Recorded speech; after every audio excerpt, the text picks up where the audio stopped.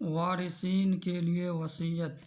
حضرت ابو سعید خدری رضی اللہ عنہ سے مروی ہے، رسول اللہ صلی اللہ علیہ وسلم نے فرمایا، انسان کا اپنی زندگی میں 1 درہم صدقہ کرنا موت کے وقت 100 درہم صدقہ کرنے کی بنسبت زیادہ افضل ہے۔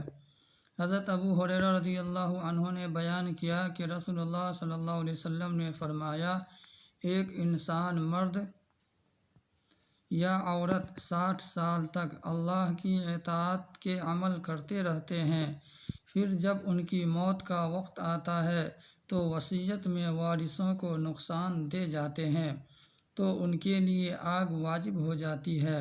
شہر بن حوشب نے کہا، حضرت ابو ہریرہ رضی اللہ عنہ نے مجھ پر من بعدی وصیۃ یوصی بہا او دین غیر مضار وصیۃ من اللہ ذلک الفوز العظیم تک آیات تلاوت کی۔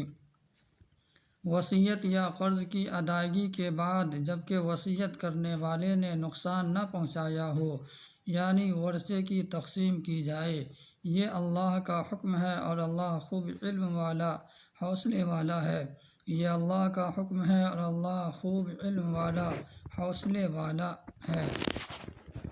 یہ حدیں ہیں اللہ کی، جو شخص اللہ اور اس کے رسول کی اطاعت کرے گا تو اسے اللہ ایسے باغات میں داخل کرے گا جن کے نیچے نہریں بہتی ہیں، وہ ان میں ہمیشہ رہے گا، اور یہی عظیم کامیابی ہے۔